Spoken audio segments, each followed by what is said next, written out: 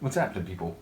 Back with another reaction, back for the third and final movement of Ludwig von Beethoven's Fifth Piano Concerto, The Emperor, as performed by the Vienna Philharmonic and conducted by Karl Baum, and with the piano performed by Maurizio Pollini.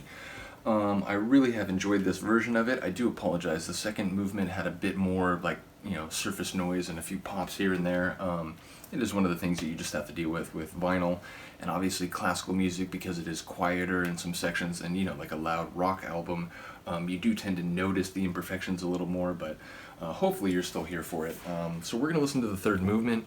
Very powerful, very strong. I mentioned before, I love the way that the end of the second movement teases the theme that will then serve as sort of the primary dominant motif of the third movement, and then it just charges in with that theme right at the beginning of the third movement, which you got a sort of hint of if you watched my reaction to the second movement. But yeah, this final movement is a Rondo Allegro.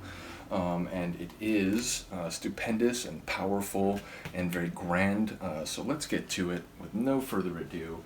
As I said, this is Karl Baum conducting the Vienna Philharmonic and Maurizio Pollini as the soloist.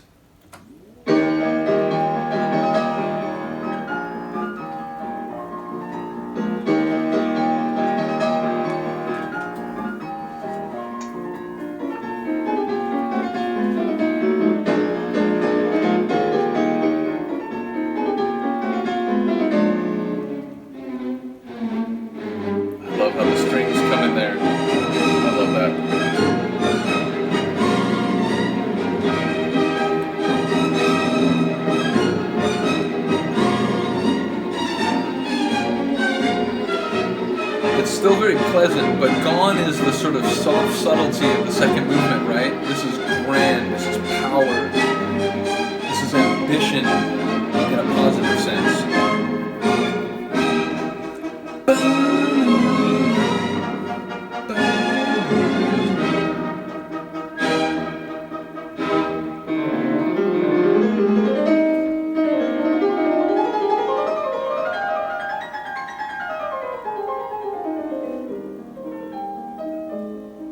Very lyrical, that part, the transition. Cantabile, as if you're singing, I believe is the playing instruction, which I'm most familiar because of Nota Me Cantabile.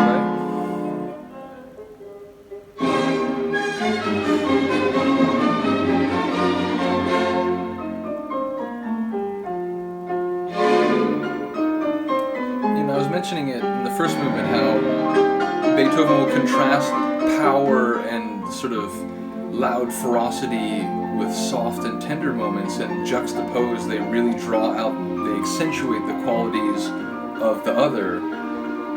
But I love there because he was sort of like, powerful with the orchestra, like precise with the piano, orchestra, piano. It was like they were talking to each other.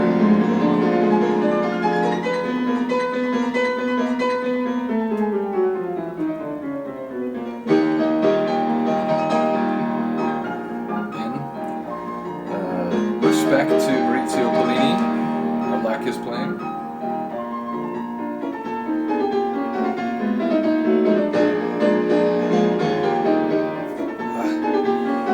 You can just feel the fulfillment in some of those chords.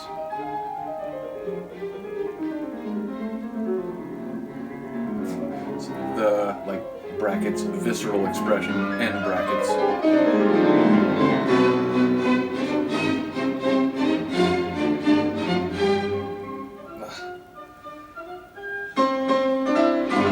I've said it before, Beethoven writes well for everything, but his writing for strings is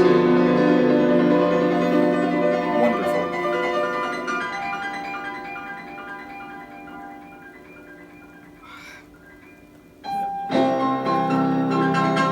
That section just, it recedes kind of like, water is on the shore, and lets the other part, the next section, come in.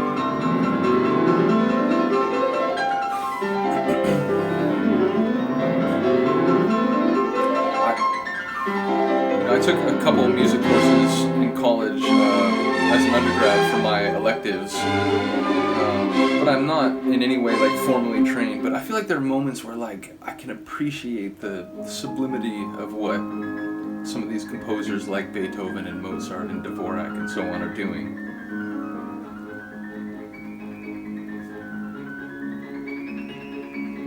Again, very lyrical, very light.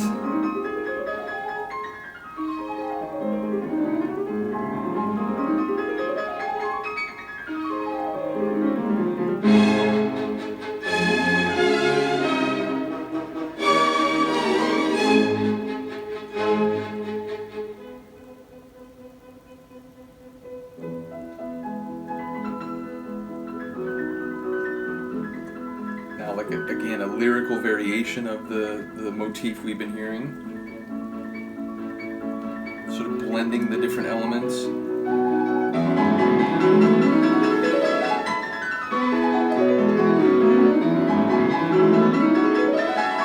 And again, the sort of contrast, it's like the piano playing and the forte playing are also like soft playing, louder playing, like more forceful playing, softer again.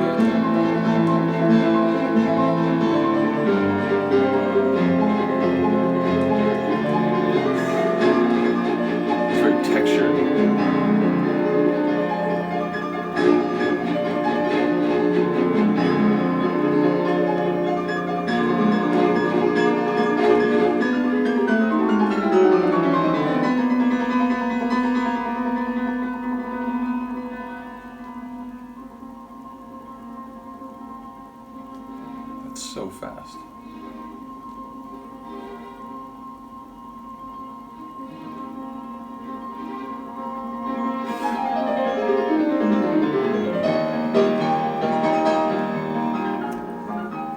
It's like how many different variations like can we find to sort of get at the same theme but from different angles and to like reapproach it from different perspectives.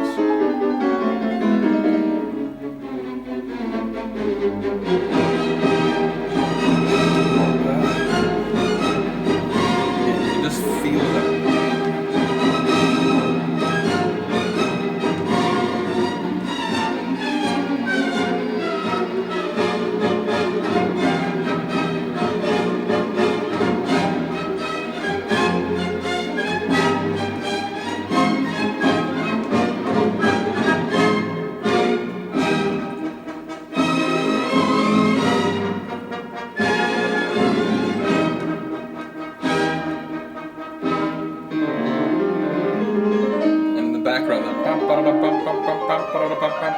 It like it's the backbone while the other melody was sort of like sweeping downward. It's like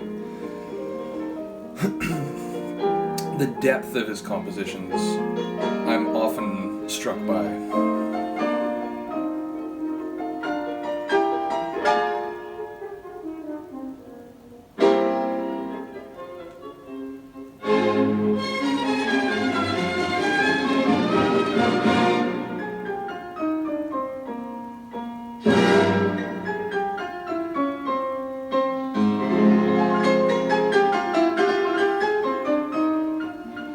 Feel the force there.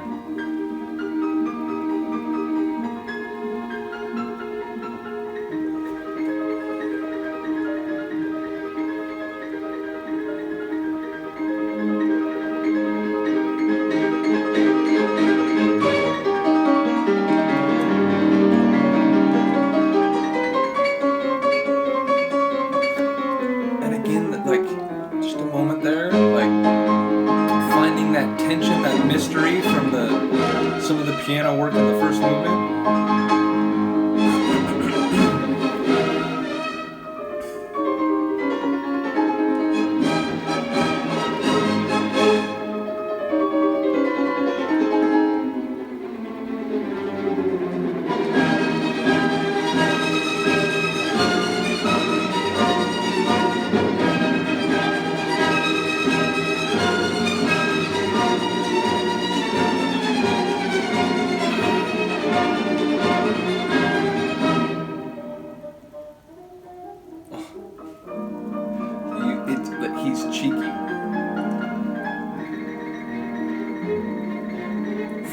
German stereotypes that, you know, there's creativity, there's cheekiness, there's playfulness,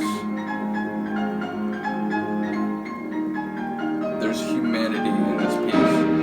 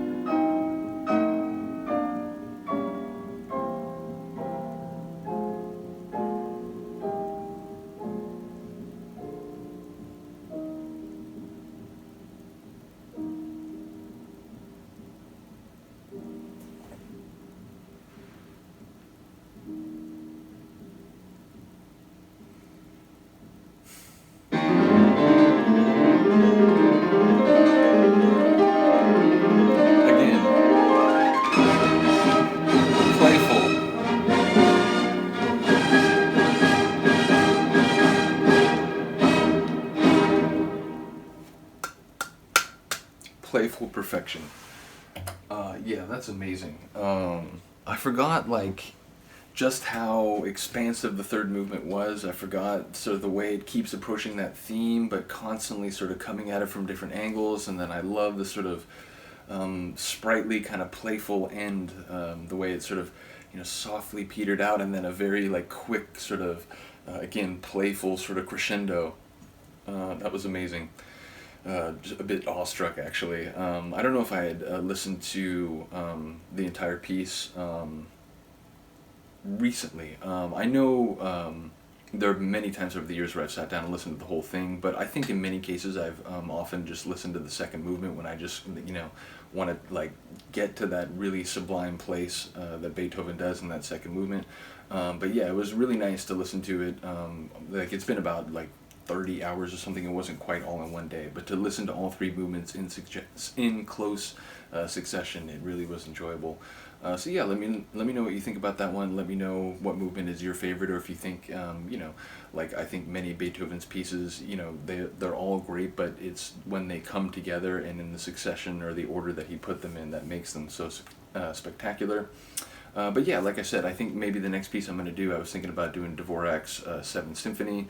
I think that's what I'm leaning toward. As I said, I maybe want to do some overtures, but then if I was thinking, like, man, if I do overtures, I really got to do more Rossini, because Rossini, to my mind, is just the master of the overture. So for now, I think I'm going to go next to Dvorak's 7th Symphony. As I mentioned, I have a very good recording. It's James Levine conducting the Chicago Symphony Orchestra, so look out for that. Shout out to Dave again, one of the people who's been commenting on the classical reactions. I hadn't done one in maybe a month or 5 weeks or so, but now that I did this piece again, it's sort of like I'm scratching the itch, and I'd like to do more. So let me know what you think. Let me know if there's another piece that you really enjoy, you'd like to hear. Other than that, thank you for listening and watching. I'll see you next time. Peace.